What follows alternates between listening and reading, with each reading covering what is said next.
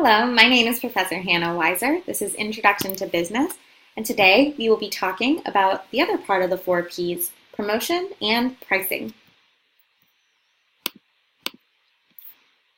Our objectives for today will be to discuss what's known as an integrated marketing communication. We'll also summarize different types of advertising. We'll outline sales promotion and the sales process. We'll discuss pricing objectives in the marketing mix as well as pricing strategies. You'll also learn how to calculate a break-even point for a business venture today, and we'll discuss consumer perceptions of prices. Now remember, in each of our conversations about marketing, we've talked about the 4 Ps. At the heart of that, you'll see the target market. We've spoken about product and place or distribution already. In this overview, we will discuss price and promotion, and here are some of the considerations for those key areas. So an integrated marketing communication is the idea of coordination of all promotional activities, media advertising, direct mail advertising, your personal sales, any type of sales promotion or public relations, having this unified customer-focused message. So for example, when I worked for Deloitte, their branding and their theme usually had a lot of greens and blues in it. And all of our marketing materials, our emails, anything we were sending out, our website, focused on simplicity, having a lot of white space and just something as simple as Deloitte with our little logo in the middle of a blank page. Something like that in a magazine takes a lot of money to have a whole page taken up with really all blank space and Deloitte in the middle, but that type of branding was supposed to have this certain impact. So that's a way that you can coordinate all of your promotional activities. You'll see a lot of companies doing this and having logos consistent across any of their communications to their target market so that they can keep their branding, their theme in place. Now, promotion is defined as the function of informing, persuading, and influencing a purchase decision. It's how we get the target market, our buyer, to purchase the product or service. Now, in a promotional mix, you'll see a number of components. It's a combination of personal and non-personal sales designed to meet the needs of a firm's target customers and to effectively and efficiently communicate a message to them. On the screen, you'll see some different promotional elements. Okay, you'll see whether it's going to be a mass advertisement or if it needs to be more customized.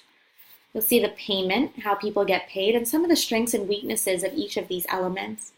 For example, in advertising, we're able to put something on TV or on the radio or even before a movie comes on. And we can do that in a mass way. We can produce one commercial and share it across a number of television sites. We can have it video, the verbal part of it on the radio. You can have that same commercial popping up off different websites, off of Pandora, off of Waze even. And here you're going to pay for the space or time.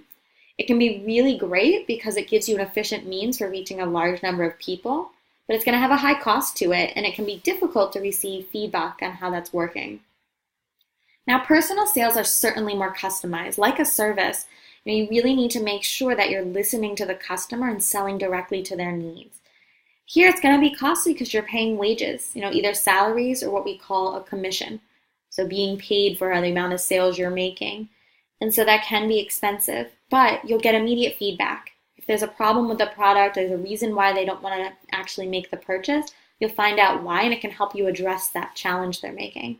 It's going to be very persuasive in that way. You can select the audience then, who you're going to go and make that personal sale to. And it can give you really complex information and do it in a simple way. That can be extremely expensive. And also, you might get a different message. You might have one salesperson who's giving the right information and another who's kind of not really that knowledgeable about the product, not great at sales, and so it can give a different kind of communication. So selling can also help. Having a good salesperson can make or break a company as well. An example of being able to overcome an objection in terms of personal selling. I do some consulting for a company called Real-Time Cases, and they sell real video cases to various educators. So one of the things that they've gotten an objection about when they personally sell to a faculty member is that sometimes this faculty person's feeling like it's going to be a lot to try to incorporate it into their class. It's going to take a lot of time and effort. And so a way that they can overcome that objection is in a personal sale, they can offer certain services and solutions, which they do, to have people on staff to help integrate it into their course in a meaningful way. Public relations is another promotional element. This is going to be mass marketed just like sales promotions are. Here there's no direct payment to media, but it's often the most credible source in the consumer's mind. Unfortunately, it can be difficult to get the media to cooperate. So you as a business can have great public relations if you do something like volunteering in the community for the day, and the news gets it and they're telling everybody about how great the company is because they were volunteering. You can give that type of goodwill and get the name out there for the business, and you don't have to pay to do that. However, you can't control what the media is saying about you. So while they can be saying something great, they also might hear about a bad experience one customer had and get that out, really quickly to the mass groups, and that can really hurt your business. So it can be good and bad. Under sales promotion, we can reach a lot of people. There'll be a wide range of fees paid depending on the type of promotion selected. Here this is effective at changing behavior in the short run and can be very flexible, but it can also be easily abused and can lead to promotion wars as well as being easily duplicated. So let's say you have a promotion, half off Tuesdays or buy one, get one free pizza on Tuesdays. Any other pizza place might do the same thing. And now you're losing half of your revenue, when making a sale. Suddenly they're getting 2 pizzas instead of 1 pizza. And so it might be that they were going to buy 2 pizzas and you're losing half the revenue because now they're buying 2 but paying for 1.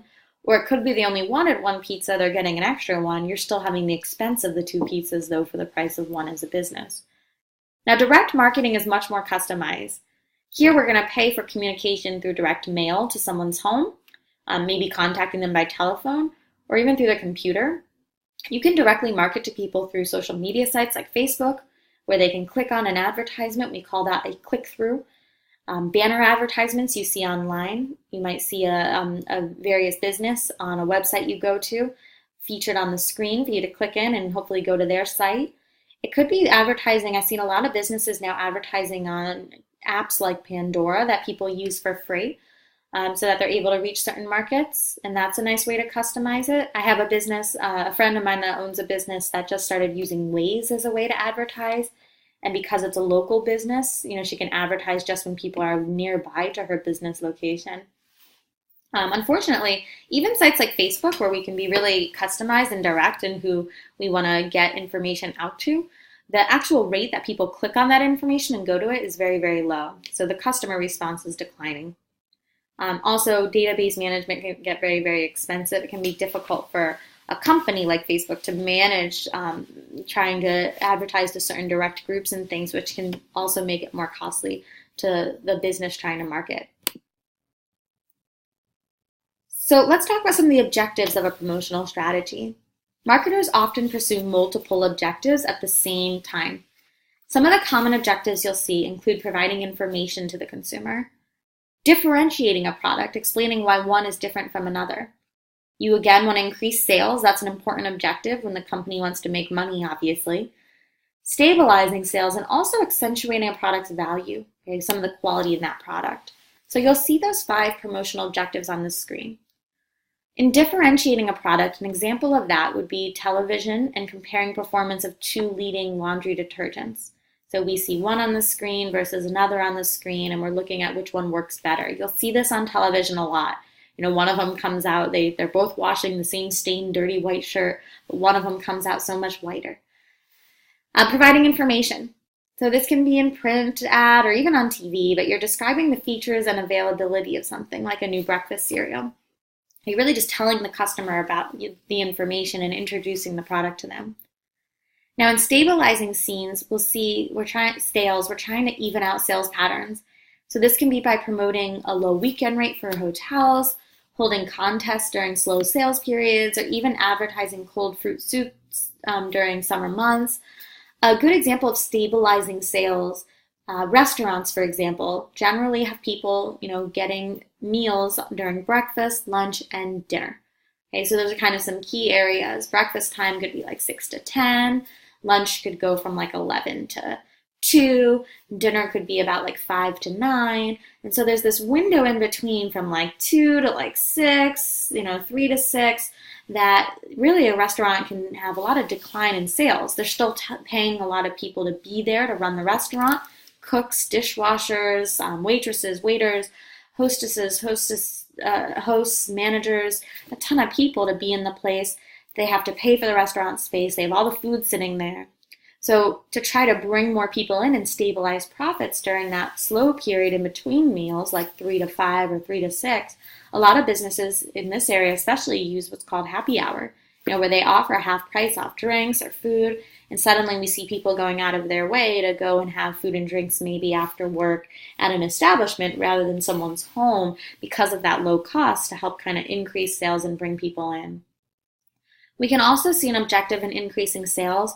An example of that would be end-of-aisle grocery displays to encourage impulse purchases. If you're ever at a register about to make a purchase and you start grabbing gum and a bunch of other stuff and throwing it on, you're making impulse decisions, now that's a way to help increase sales.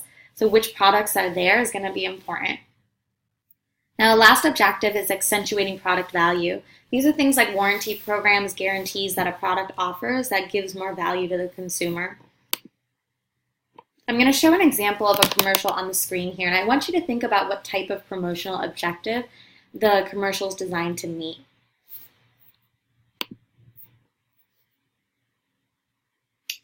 Oh no, here we go again. Oh dear, I need a little help here.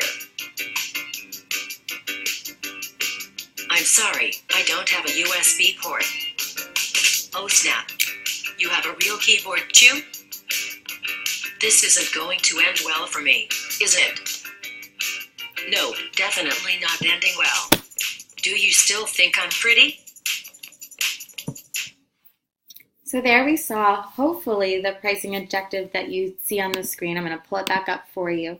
Out of these 5 objectives, the one most being addressed in that, it is providing some information, right? We're learning more about their product. But we're really here trying to differentiate one from another. So rather than just having one of the tablets on the screen, having the Surface on the screen alone and providing all the benefits, they're comparing it to the other major product on the market, the iPad. And they're not lying, but they're showing things, the fact that that's not a flash drive, and that could turn some consumers away.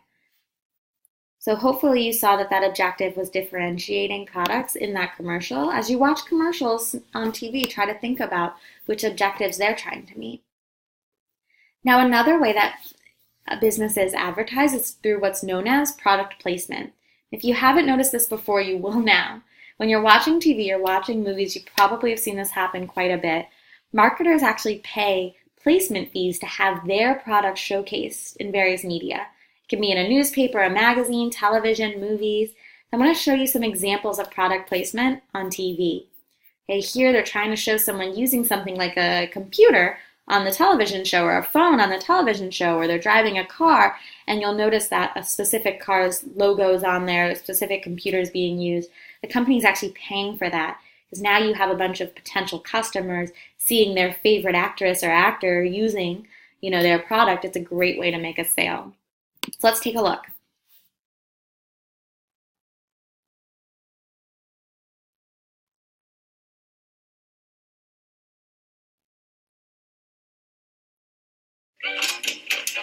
It's not product placement, I just like it. What? What?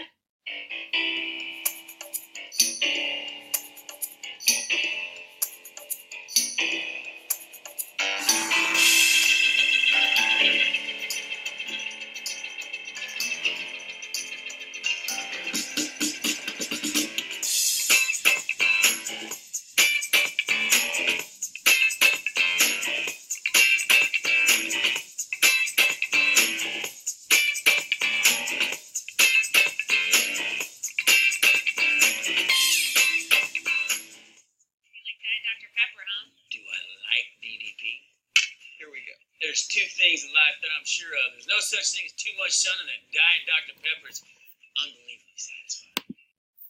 We saw a few examples in that clip, whether it's a Motorola phone or, people going out for some ice cream at a McDonald's, you're seeing your favorite actors, actresses in your favorite shows using these products or services. It's going to be more likely that you might do the same. So it is a great marketing strategy for many businesses. Native advertising is another way that a business can get its name out there. It's online advertising in which an advertiser attempts to gain attention by providing content in the context of a user's experience. Let me show you some more information through this clip from Last Week Tonight with John Oliver, a show featured on HBO, which you can access clips from via YouTube as well.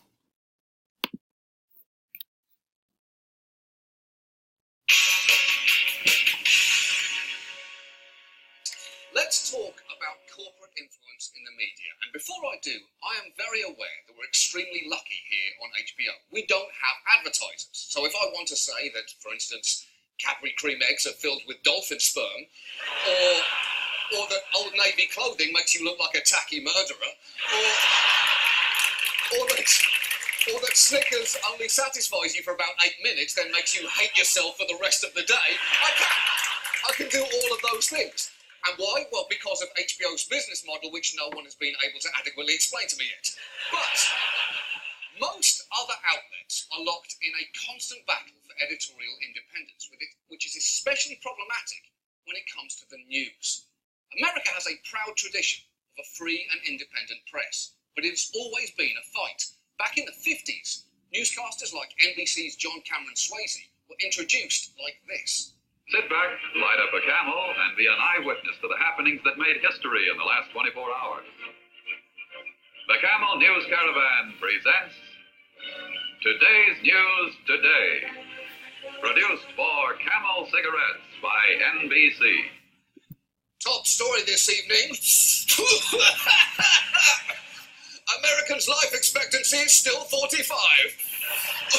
That's camel smooth.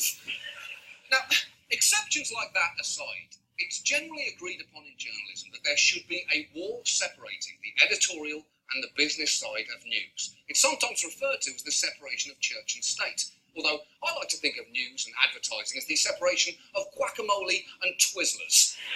Separately, they're good, but if you mix them together, somehow you make both of them really gross. But recently, the integrity of news has become harder to protect, particularly in print. Print is still where most original journalism is done. But since papers moved online, they have struggled financially, mainly because news is like porn. People don't want to pay for it on the internet, even though somewhere in a dimly lit room, Paul Krugman worked very hard to make it. Online. He worked hard. He put his heart and soul into that. Online, print publications have struggled to attract advertisers, partly because traditional banner ads are so ineffective that one study found we only intentionally click on them less than 0.2% of the time, which actually sounds about right. Because did you know that if you ever actually click on a banner ad, you literally get taken to a page that reads, "Hey, is everything okay?" I'm presuming you passed out and hit your head on the keyboard. I'm calling an ambulance right now. The publishing industry, though, has responded to this crisis by finding a new way to appeal to advertisers. Native advertising is basically saying to corporations that want to advertise, we will camouflage your ads to make them look like news stories. That's essentially it. That's essentially it. Are you saying that to sum up your point on native advertising, or are you describing independent journalism? That's essentially it. It's over. We're done here. Even if you've not heard the term native advertising before, you have probably been subjected to it by now. It's when a piece of ostensibly normal content is stamped with tiny disclaimers like this, and then contains messages that are often clear endorsements. And if you'll excuse me, I'll just take a break from making this point by enjoying the refreshing taste of Mountain Dew Code Red. And then it's at this point that you usually realise, oh, this isn't the thing that I was looking for. You're just advertising the most disgusting drink ever manufactured. Although, I will say it does undeniably taste of red. Native advertising, though, has been so lucrative for new media organisations. They basically built their entire business model around it. 100% of our revenue comes from branded content. So we have a lot of partners who are marketers and major brands. We work with 76 of the top 100 brands now. That's the CEO of BuzzFeed, Jonah Peretti. So we got to learn a little bit more about native advertising through that clip. Whatever your views on it are, it's something to think about with native advertising. It's something where if you're looking at an article like you saw featured on the screen, 27 ways to use an avocado, here we're seeing avocado sales hopefully getting increased because they're talking about new ways to use it. And while it might look like a news article about healthy eating habits, it could also just be avocado trying to make a sale. So it's a really interesting way that they're I like the word they use, camouflaging advertising into some of the news and media to be able to get you to be aware of that product in new ways without even really knowing you're being promoted to. Now, guerrilla marketing is a little different, and I'm a big fan of this. This involves innovative, low-cost marketing efforts designed to get consumer attention in unusual ways. A great example of this was the Ice Bucket Challenge. This is something you'll see a few years ago. It came out where they had people taking a bucket of ice water and dumping it on their heads and then challenging a few other people to do the same. In doing so, it actually made this web of people and really got all over the internet with all these people and ultimately celebrities, as you'll see on the screen, doing this ice bucket challenge to help raise awareness, about a really important cause. So it was a really neat thing to do. They raised a lot of money, and if you want to learn more about it, you can click on the article here, and I'll show you a quick clip of what that ice bucket challenge looked like. And after I dump this bucket of ice on my head, I get to nominate 3 new people to challenge. So I'm going to challenge Bill Gates, my partner at Facebook, Sheryl Sandberg, and Netflix's founder and CEO, Reed Hastings.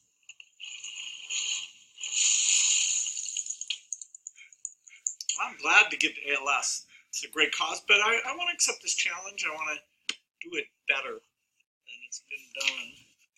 Been working on this, got this design.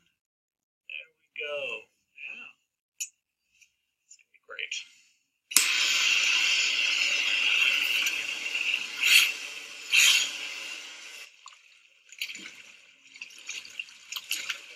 I'm here to join the people bringing attention to Lou Gehrig's disease by taking the ALS Ice Bucket Challenge. I'm going to challenge 3 more people. Elon Musk, Ryan Seacrest, and Chris Anderson of TED. Consider yourself challenged. You have 24 hours. Good luck.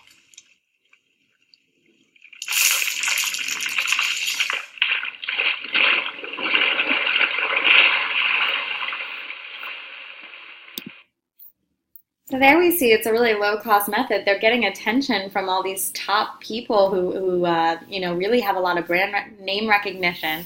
People like Bill Gates, or we're seeing some of the top technology people being mentioned here. They're all helping with this challenge, and people like you and me. And so suddenly we're all connected in that way, and tons of people are trying this, and it's helping to raise awareness about ALS. It's also helping to raise money for it. It was a really neat marketing strategy. So you want to get creative, try to think of innovative, low-cost solutions like this, using the web, using things like YouTube. You can really get a name out there, raise awareness about something if you find a fun way to do so.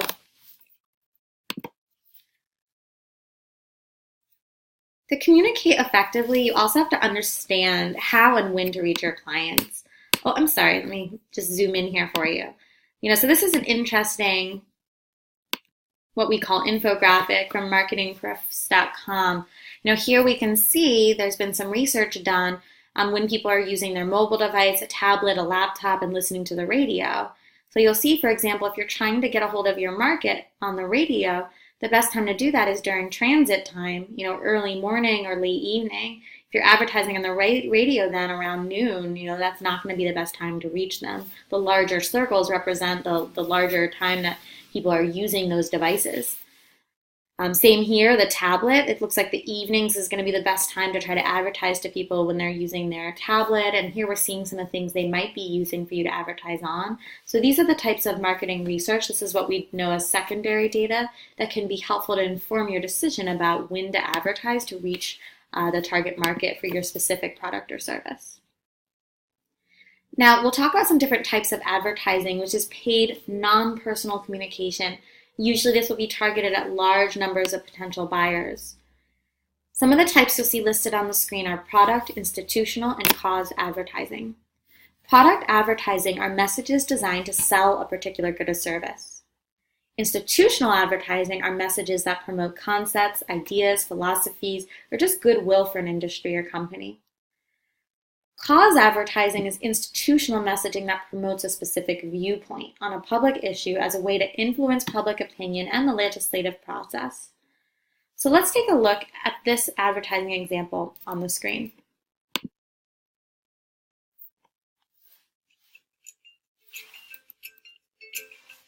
I got troubles of love, not today. They're gonna wash away. They're gonna wash away.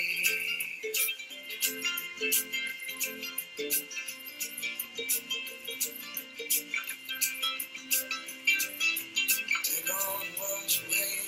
It's all I'm gonna take them away. So there we see an example of hopefully what you see as cause-related advertising. Now here in this cause advertising, Dawn's getting their name out there, but they're also trying to promote this this public issue going on. This was when their BP oil spill happened. Unfortunately impacted a lot of wildlife. And they're developing some goodwill for their company by trying to say, hey, we want to help this wildlife, and they're getting to place their product right in that commercial. It was a great way to get some advertising out there while people were, really attentive to the specific issue. Now, advertising also relates to the product life cycle that we spoke about earlier on, where we see an introduction, growth, maturity, and decline stage for a product. Now, informative advertising you'll generally see in the introductory phase. This, again, is when we're informing people about the product and will create some initial demand for a product. Persuasive advertising is when we're attempting to improve the competitive status of a product, institution, or concept. And usually this will happen in the growth and maturity stages as sales are growing or even when the market's getting kind of saturated. Comparative advertising compares products directly with their competitors, either by name or by inference. And finally, reminder-oriented advertising appears in that late maturity or even that decline stage. And here we're trying to maintain awareness of an importance and usefulness of a product. So let me show you an example now, and you can think about which type of advertising this is and how it relates to the stages in the product life cycle. Oh, sorry. Let me go back here.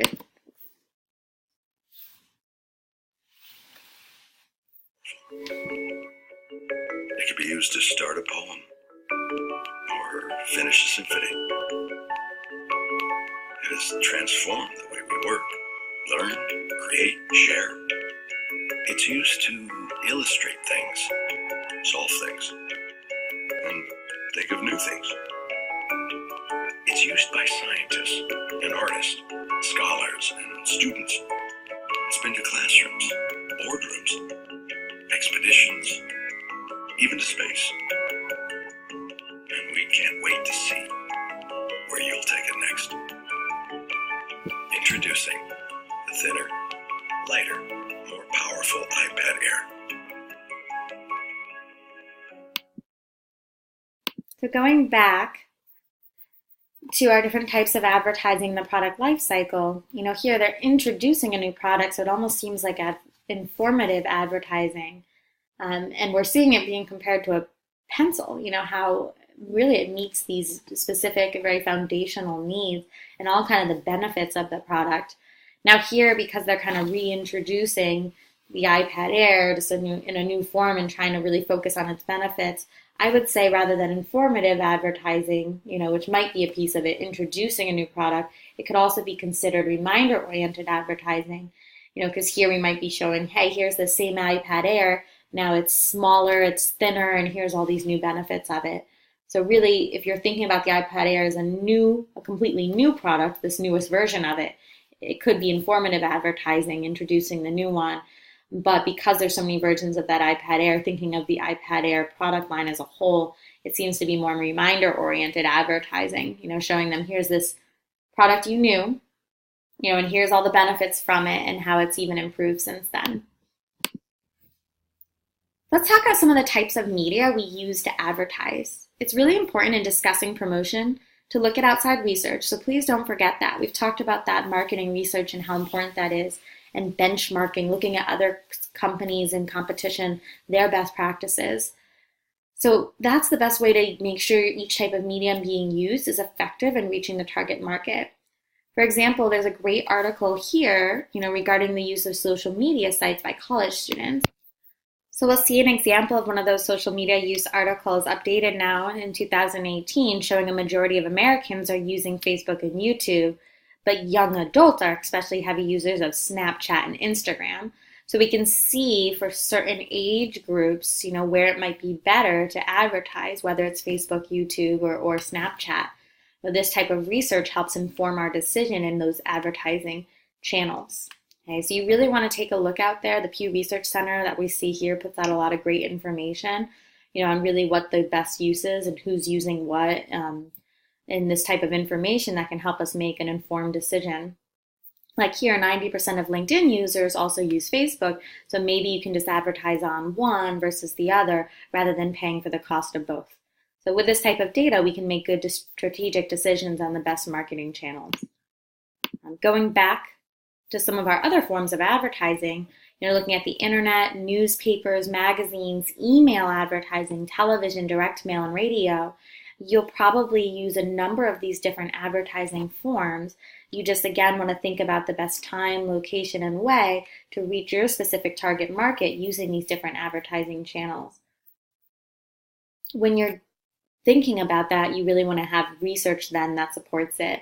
And in completing any assignment for this class, if you're talking about different types of promotion, for each type of promotion you list, like television, you want to talk about why. There's going to be a large cost in promoting on television, but maybe you can reach a larger group and that's where your target market is and it's going to be worth the cost. Then you want to make sure you talk about how that can be effective in reaching your target market. Just like if we say something like we'll use Facebook to advertise, to millennials, that millennials are your target market, and we have research like this that supports the fact that millennials are heavy users of Facebook, it makes sense then to use that site. Now in sales promotion, this consists of forms of promotion such as coupons, samples, rebates that support advertising and product selling. So for premiums, coupons, rebates, and samples, these are coupons that attract new customers that focus mostly on price rather than brand loyalty. You might be willing to get your party supplies anywhere, but if Party City is going to give you $15 off a $75 purchase, whether you like Target better or not, you might go to Party City simply based on price. Rebates do increase purchase rates and promote multiple purchases and reward product users. And in fact, a really interesting point to be aware of is that 3 of every 4 consumers, so about 75%, who receive a sample will try that sample. So giving away free products, this is something they did really well when Red Bull energy drinks first came out. They decided that college students would be the most likely target market for that product. They went and gave out free samples on college campuses, and many people, they get it for free. Suddenly they're trying it, whereas you might not be willing to pay $4 in a store to try it. And again, if you like it, now you become a loyal user, you keep buying it. So giving away samples while there's a cost to the company can be a great way to get new customers. Another way to get customers is through games, contests, sweepstakes. We'll see companies offer cash, merchandise, or travel as prizes to participating winners. A really cool example I like to show, I'm from Massachusetts. Jordan's furniture company did a really interesting thing where they actually they said to customers, if you buy furniture during this time period and the Red Sox win the World Series, then we will actually give you your money back. And the funny thing was the Red Sox actually did win the World Series that year, and they ended up having to give money back to a number of customers. But just think about all the great advertising they got from that. People excited that they could buy furniture and potentially get their money back who were avid Red Sox fans. A furniture company based out of Massachusetts, of course you're going to have a number of fans. It really attracted their attention. And then even if they had to give someone, let's say, $500 back for the couch they purchased, while that causes the company as a whole to lose some money, think about how many times they're going to tell the story every time someone comes in their home and sits on their couch about how they got that couch for free because Jordan's paid. So it gives them good brand recognition. Also, companies usually, when they're doing a strategy like this, they'll usually get some type of insurance to kind of ensure the fact that they could win or lose. So they'll pay a fixed amount to another company that kind of guarantees the sweepstakes, and then they'll pay for it. Now, in specialty advertising, this is a promotional item that prominently displays a firm's logo or business slogan. And a lot of people will buy these. People will pay a lot of money for that Boston Red Sox hat. And it helps Boston Red Sox to advertise their league. And so it's a really interesting form of advertising. If you look on your clothing now, you might be wearing a logo from a company, and you're really serving as free marketing for them. I do also want to talk a moment about the sales process. Many of you coming out of a business program in an entry-level business job will be involved in sales. But even if it's not entry-level, and even if it's not your first business gig, you need to be familiar how to sell. You need to be able to sell yourself, your branding, to be able to get a job. And then whether you own your own company or you work for someone else, because sales drives so much of the revenue, which is really important in a business, you need to be able to drive sales and bring in customers to the business. And so that's why the sales process is so important. And that's why most entry-level business jobs, you'll be doing some sales. You can build that really important skill on top of customer service. Usually there'll be a 7-step process you see on the screen. Here you'll see, I'm just going to zoom in so you can see it a little better. First you prospect, you figure out who a potential customer might be, and then you approach them. This is the most important part, is what comes next, the interview. You want to ask them questions. Really, you want to be listening. That's a good salesperson. They're listening so that they can figure out what those needs are, those wants are for that individual, and propose the product to meet those specific needs for the customer. Often demonstrating the product will help as well, and then there might be some negotiation involved, as well as support in the final sales process. I used to manage an AT&T location out in Massachusetts. I was a manager there when the iPhone came out, just to date myself a little bit here. And so when we worked on the sales process, it was really important we listened to our customers and also looked to different cues from the customer. So I taught my sales representatives that when a customer came in and you're selling them a phone, what you want to do is pay attention to things like, do they have a backpack? If it's a student, suddenly I can say things, email service is a service on the phone for anyone. But if it's a business customer, I can say, hey, now you can get your work emails on the go and be more responsive and not be trapped at your desk. If it's a student, I can say, now you can email your friends or email your professors on the go. And so you can give them kind of more unique value for the benefits of that product. So it's important to listen to what the people you're selling to actually want and need. That way you can really meet what we call those pain points, and that'll really attract them more to the product because they'll see more value in it. Now, at the heart of sales, we learn this concept known as the ABCs of sales. Always be closing. And that's a really important thing to remember. You always want to be listening in the sale, and then you always want to be closing. While you're listening, you're taking that information to find ways to show value to the customer. And ultimately, you need to ask for the sale. You can really display the value and have a sale, and then you don't actually say, okay, well, let me ring that up for you. And suddenly they're walking out the door, and now they might reconsider. They might end up going to someone else. When I did work at AT&T as a manager, if someone was about to leave the store without actually purchasing a product from us, we're always supposed to be closing. We were able to actually then go back and say, what can I do, to help meet your needs today? And sometimes even maybe offer an extra discount or, a free charger for the phone to help make sure that we were able to make the sale. So always be closing, asking for what the sale is, asking for what you want. Now, I want to talk about the 80-20 sales principle. Do not mix this up with our 80-20 principle of marketing we've been talking about so much, that idea of 80% of our revenues coming from 20% of our loyal customers. That same Pareto principle really applies to the sales process. You should aim to listen to the customer 80% of the time and really only talk 20% of the time. People don't have great attention spans. If you're talking, not giving the person an opportunity to share what their wants and needs are, why they maybe came into the store, what they're looking for from that product, and you're really not going to be able to target your sale, your conversation in a way that shows them the value for their specific needs from that product. Now we're also going to talk a little bit about pricing. We're going to move on now from promotion to the pricing stage of the 4 Ps, and I'm going to go ahead and start a new video for that so that we can break up the content a little bit here.